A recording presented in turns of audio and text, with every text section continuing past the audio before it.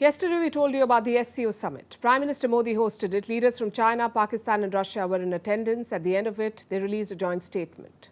It's called the New Delhi Declaration. But looks like New Delhi is not too happy about it, or at least parts of it.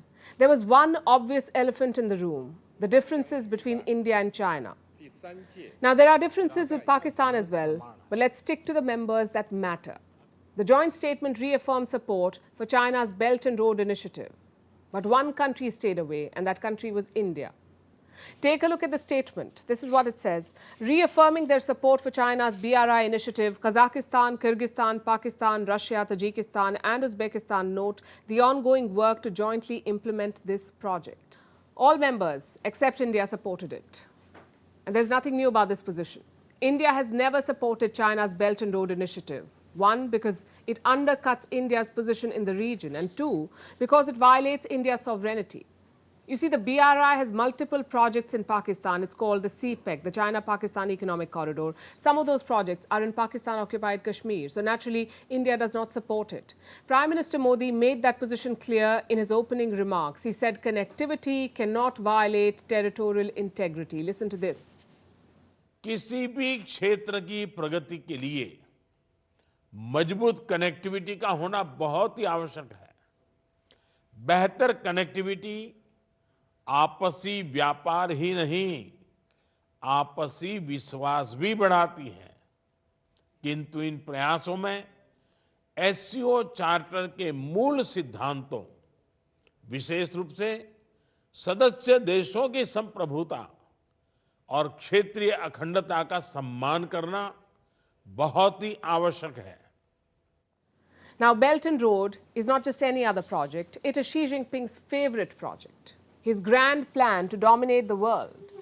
In 2017, he organized the first Belt and Road Forum. It was planned meticulously. Around 30 heads of state and government flew in. So did top bosses of the World Bank, the IMF and the World Trade Organization. It was Xi Jinping's moment to shine. But guess who boycotted that meeting? India. New Delhi's absence was a big setback to Xi Jinping, and the very next month, Doklam happened. China began deploying soldiers and equipment at the Trijunction between India, China and Bhutan. The standoff lasted more than 2 months. Many say it was payback for India's Belt and Road snub. The standoff ended ahead of the BRICS summit in China. There was speculation that Prime Minister Modi could skip. So Beijing agreed to defuse the situation. But in 2020, there was another escalation, the one in the Galwan Valley.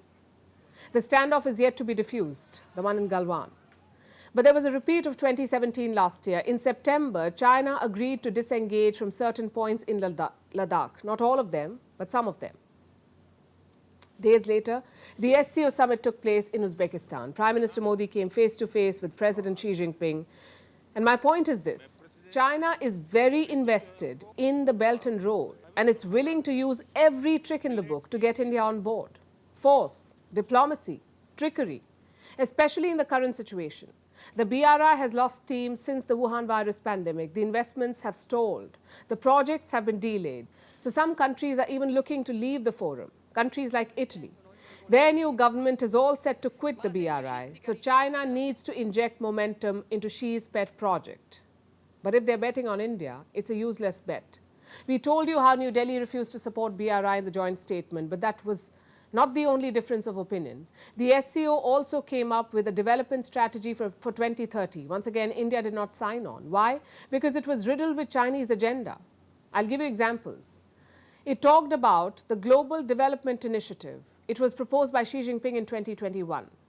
India decided not to support that document. Look at what the New Delhi Declaration says about it. The SCO considers it important to ensure the implementation of the Economic Development Strategy 2030 adopted by interested member states. Not all member states, interested member states. All of this signals the friction within the SCO. At the same time, it shows why India must hang on to it. If the joint statement looks like this, when India is the president, imagine what it will look like without India on board. Probably like the Xi Jinping thought. So India's presence in the SCO is not about aiming high, it's about limiting China's march into Central Asia. Yesterday's summit and joint statement reflect that attitude.